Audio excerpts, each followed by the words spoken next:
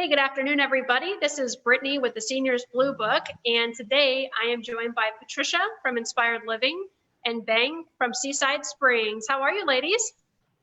Great, thank you. Very good, thank you. I want to mention that we're all in outer space, and we joined the astronauts who left Earth, and so we're quarantining up here. We're like floating. There's no gravity. Okay, I like to make lame jokes. Okay, so love it. So I'm excited to have you ladies because today we're going to talk about one of my favorite topics, which is explaining the differences between the levels of care that do exist in senior living communities. So today we're going to have each of these ladies explain. Bang's going to take on the topic of independent living, what you can expect at an independent living, the services that are provided. And then also Patricia's going to touch on the differences between assisted living and memory care, because there are some great differences between them. There are some commonalities, of course, but we want to touch on those and hopefully give some good information out there for people that are interested in senior living. So let's start with Bang. If you'll introduce yourself and talk for a moment about Seaside Springs. Great. Well, thank you, Brittany. It's always such an exciting opportunity to join you, and very excited to talk about the differences of senior care facilities. Hello, everyone. My name is Bang, and I am a new development marketer for Seaside Springs retirement community in Osprey. We are a new luxury independent living community that is currently under construction with projected open of summer 2021. So independent living communities, I think, is for those folks who wants to give up the maintenance of daily living or owning a home. So they have more time to do the things that they like to do and not the things that they have to do. Typically, independent living residence options are apartments, condos, duplexes, townhomes with all different floor plans and sizes. Independent living allows you to live in a community that meets your needs while maintaining your independence. For many, independent living community feels more like a vacation rather than a senior care facility. Like our community, it looks like a cruise ship. So each community will really differ in the amenities and the services that they provide, but typical services and amenities usually include, utilities from electricity, cable, gas, water, internet.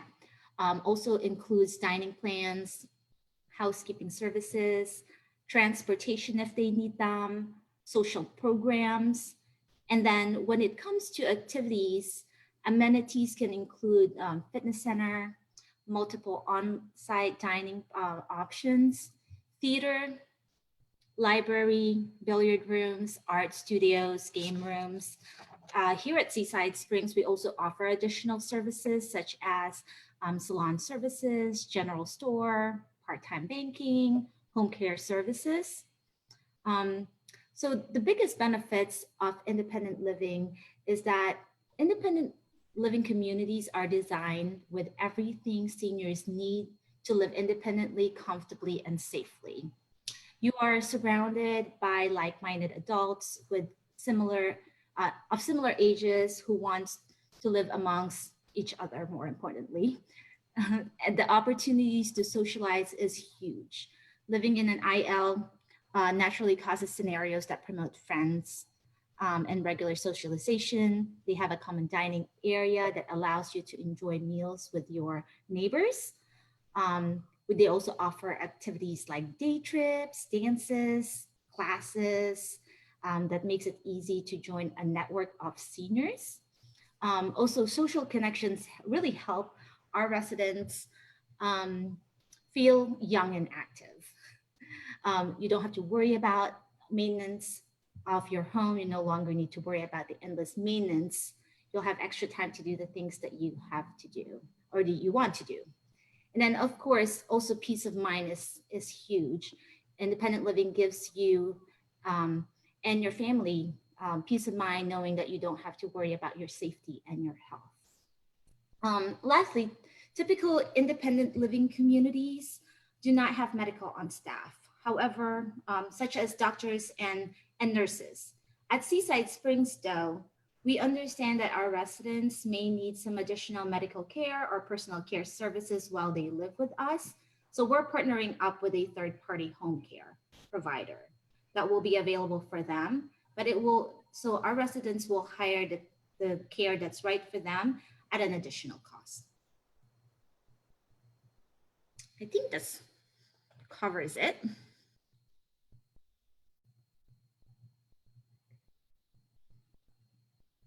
Brittany. Looks like she's frozen. She is frozen in space. I'm going to go ahead and introduce myself. I'm Patricia Mcgraw. I'm the Regional Sales and Marketing Director for Validus Senior Living. We support the inspired living communities from Tampa down to Bonita Springs. We have communities in Tampa, St. Petersburg, Sun City, Bradenton, and Lakewood Ranch, Sarasota, and Bonita. So anything that any area, anything that you could think of for help, we offer for families. One of the things with senior living that sticks in my mind the most, and I was a caregiver for my father after my mother passed away, and just something really resonates with me, working with families, helping them make that decision to move to senior living community. A family that I worked with, love this family, still communicate with them today. All the children came in with dad. His wife had passed away. He pulled me aside away from his family, and he's living with his son. And he said, "I'm just surviving. I want to thrive." And I think that's really what we do in senior living is we give residents a whole new lease on life. One of our passions is making sure that seniors are well cared for in their golden years, and residents come to us in many different phases. I'm going to talk specifically about assisted living and memory care. Bang explained what independent living is, and there's really fine lines in between all three. So every senior that I have encountered wants to see themselves as independent, whether they are or not. I think all of us have a vision of ourselves of how we want ourselves to be seen. So assisted living residents may come to us and need some moderate help with daily activities, such as medication management.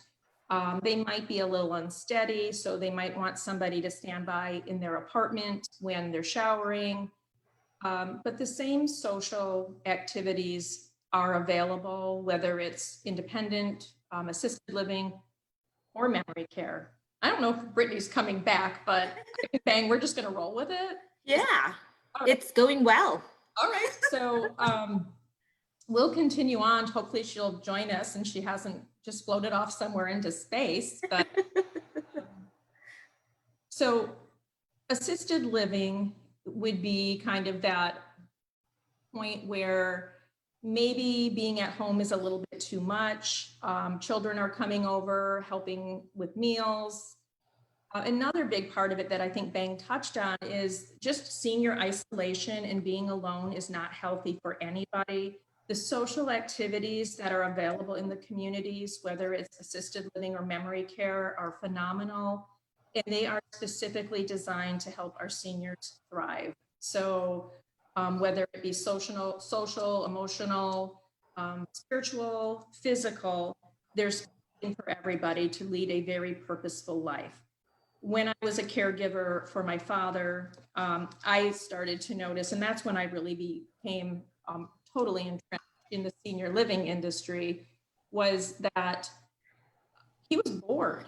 And he has passed away about 4 years ago now, but I think he would still be alive today if he were in a different environment that was supportive clinically, which assisted living provides, and socially, he was just lonely. And I think that isolation is probably the worst thing for individuals. And we've all experienced a little bit now being cooped up with the COVID pandemic. So we've all got to experience it in some way within the last, like Brittany said, we've been home for, I don't know how many weeks, but for 12 weeks.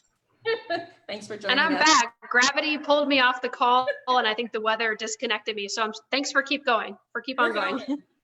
So we're just talking about assisted living and what that can offer. You know, somebody that their home might be too much to keep up. They may not be eating healthy like they used to. I know it's difficult if you're alone, just cooking for one healthy, nutritious meals. With a dietitian that approves all of our menus, and we can manage specific diets for our residents. And then if a resident needs to transition, so memory loss to some extent is a normal part of aging. We all get a little forgetful. When it becomes to a point where it's not safe for somebody to be alone, maybe they're forgetting where they're leaving things, they're forgetting to turn the stove off, they're forgetting to take their medications. We assess everybody individually, and we at first put people in the least restricted environment, which would be assisted living. And we work closely with the families. Some families take care of their moms and dads at home, and then it gets to a point where they really need a therapeutic environment for memory care, and they come right into our memory care environments where we help them. We do social activities, physical activities to keep them healthy, active, and engaged. Absolutely. So I'm sorry that happened with technology. I want to explain, so for people listening, when you move into a community, a senior living community, such as an assisted living, a memory care, you go through an assessment process with their team, their nurse, their executive director, their leadership team, and even right now, it's a more extensive process, of course. I was going to ask when all of a sudden it froze on me, Bang, for your community for independent living, what does the assessment process look like? Because we are an independent living community, we don't actually require any assessments. Right, that's exactly what I thought, and I just wanted to hit on that because with independent living, you know, obviously the I don't know if the right word is assumption, but the assumption is that somebody is moving in and they are independent, they're able to take care of themselves, or as you mentioned, you partner with a third party in-home care provider that can help them with medication management or assistance with their showering or whatever it might be, if that's the environment that they choose to stay in. Patricia, can you talk a little bit to the process when somebody is moving into an assisted living or memory care? What does that look like? So we communicate very closely with the family. So typically when they're coming into assisted living, but not always, sometimes it's the resident and our clinical team and our executive director, but usually there's more family members involved. And there is a very thorough assessment that's done. It's a conversation, and we also loop in the family physician. So anybody that moves into one of our communities has a form that the physician has approved. It's the physician's orders, and we follow that. So let's say Patricia's moving into inspired living, and I think that I can manage my own medications, and the doctor doesn't think so. So that's where assisted living would take over that activity, is we would manage medications. The doctor's orders very, very carefully. So that's to the point sometimes where someone living at home alone and children might be concerned and say, you know, I'm worried about mom being alone. I'm calling every day. I'm checking in. I worry if she doesn't answer the phone, or, you know, I haven't talked to my dad. That is when many people have that conversation first about assisted living. And we gather data, and we gather data from many, many sources, and then we determine what the best plan would be individually for that resident. Absolutely. I know from my experience of working in assisted living and the process of people moving in, or even as you have residents and their needs change, which are, you're constantly reassessing residents. The main goal is safety. And so each of these levels of care provides, let's just say in general, the same services, except for the division of having on-site CNAs and nurses, directly employed by that assisted living or memory care. But I remember particularly there were some residents that, you do an assessment on, and sometimes you can't be 100% correct that you've, made the right determination if they need assisted living or memory care. Sometimes somebody can move in and adjust really well and get into that routine. And with the right, care in place, like you said, an individualized care plan, they can remain in that assisted living environment and be safe and great. But sometimes it is pretty clear that keeping safety first, somebody does have the need for a secure environment. Somebody needs to have that programming that's specific for cognitive impairment due to their attention span, or, again, you might have several activities going on in memory care that are smaller groups of people. So just depending on, I always say this, but depending on that individual specifically is really going to determine what level of care they're at in their journey. And that's a great point, because if a resident, or if you have a loved one at home, and we see all over Florida, we may have a silver alert. So somebody's left home, we don't know where they are, so we're looking for them. When a resident, or if a resident becomes exit seeking, then we want to have a secure, safe environment so that person does not do unintentional harm to themselves. So that is that's the easiest sign to say, okay, my loved one needs memory care. The other piece is the safety is the biggest factor. And when you left us just for a short time, we were talking about perhaps somebody isn't cooking the way they should, preparing meals. Maybe they're becoming forgetful, leaving the stove on, or children are concerned that they're eating well or something, they're not safe.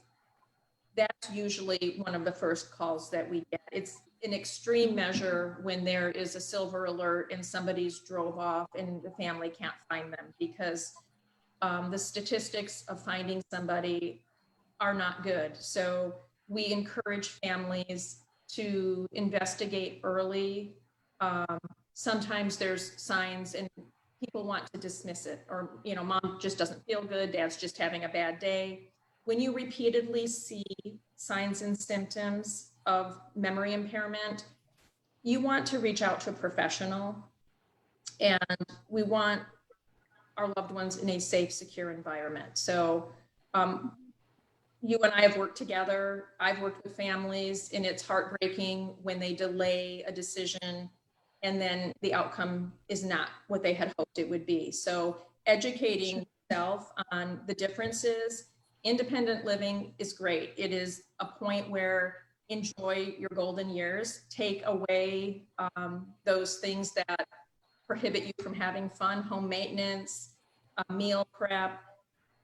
When you need more help, that's when you consider your assisted living. And then if, and not everybody, most people do not get to the point where they need a secure memory care, but the ones that do, it's serious and they need it for their own safety and for them to live a better life. And one of the things that I love is when you go into the memory cares, which I haven't been able to visit so much lately, but you see our residents thriving. We have beautiful outdoor areas, the activities, the physical activities, the cognitive activities are designed to keep the residents as independent for as long as possible. So delaying that decision can actually, I don't want to say speed up, but it can accelerate memory loss versus getting somebody into a therapeutic environment.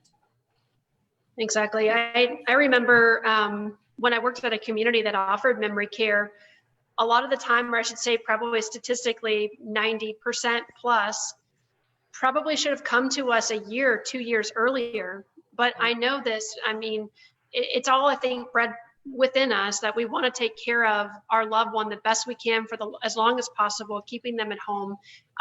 But there is a point in time, again, whether you decide, like with Bang, with independent living, you know, I don't want to, and this is already me, by the way, I'm 34. And I don't want to do my laundry. I don't want to cook my meals. You know, I want someone to drive me around and take me to the casino. You know, there's such a rich life to be lived in independent living. And especially in this area, a lot of our seniors, their families are out of state. And so they're not able to necessarily, and even right now amongst everything happening, be able to spend as much time with their families and do that. So living in a community setting, whether it is independent living, assisted, or memory, you're never alone. You know, you're surrounded by staff that absolutely adore the residents and really want to take good care of them and entertain them, but also are there to, at the end of the day, look over and keep them safe. In all three environments, which I think is like the main point here, is that communities, that's your goal, is to keep them safe, number one, but to be able to take care and provide a higher quality of life than being at home. And just one other part to that, I remember, and you know, maybe some of the listeners, the viewers, we're doing virtual tours now, so you can reach out to an Inspired Living community for a virtual tour. So many seniors have a misconception of what senior living is. And I remember when my parents were alive, they called it a nursing home. It's not a nursing home. And Bang said earlier, it looks like a cruise ship. They do. They're beautiful amenities. Our Lakewood Ranch property has a swimming pool, beautiful walking paths. All of our community has great outdoor spaces. And I think visiting either virtually or in person is really important while you're feeling good, so you can just see. I know it prohibits a lot of people, they just don't want to go to a nursing home. We're not talking about nursing homes here. We're talking about thriving environments and just being educated. So if and when that time comes, you're in a good position. Mm-hmm. Absolutely. I also say that a lot of folks coming to with Patricia's point is that they wait till there's an event to even consider moving into a senior community. I always say, you know, don't move when you have to move. Move when you can make that decision for yourself. That way you can enjoy all the amenities and the services that that community can provide for you. So most of the times, unfortunately, they do wait for such an event that they can't enjoy it. Exactly. In my previous lives before Blue Book, I was helping people find communities, and I can't tell you how many, and it became like my expertise, but that people that were in crisis mode, I loved Bang. I loved when I got calls that people were being proactive and they were wanting to look at independent living, because the majority, again, most people are reactive rather than proactive.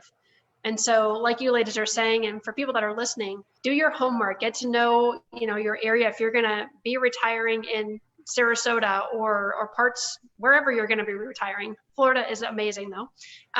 Make sure you do your homework, know the communities that are nearby, get to know the resources such as obviously Blue Book, but people like Bang and Patricia. The beautiful thing is that everybody in our industry, especially because of everything going on, it feels like everybody is really one big family. And though there are a lot of options, it doesn't feel like people are competing with one another. It truly feels like people just want that individual to find the right fit. And that's what's most important, is making sure that person is going to be taken care of, and whatever their social environment is that they would like to be in, whether it's a smaller community or an active one, a cruise ship like Seaside Springs. There's a place here, honestly, for everybody, and it's just finding the resources to help you get to those places. So ladies, I want to say thank you so much for being on this call. And I'm so sorry that, technology dipped out for a quick minute. I appreciate you keeping up the conversation. Thanks for having us. Thank you, Brittany. Absolutely. So again, this is Bang from Seaside Springs, and I'll put, of course, your information. Community is under construction, but it's going to be gorgeous. Can't wait to see it. And we have Patricia from Inspired Living Communities, which in our area here, particularly, there is a Inspired Living at Lakewood Ranch, Sarasota, and Bradenton, which is Hidden Lakes. So I'll make sure to include that information on this post as well. Thank you. Great. All right. Everybody, thanks for tuning in and have a great rest of your Wednesday. You too. Thank Ladies. you.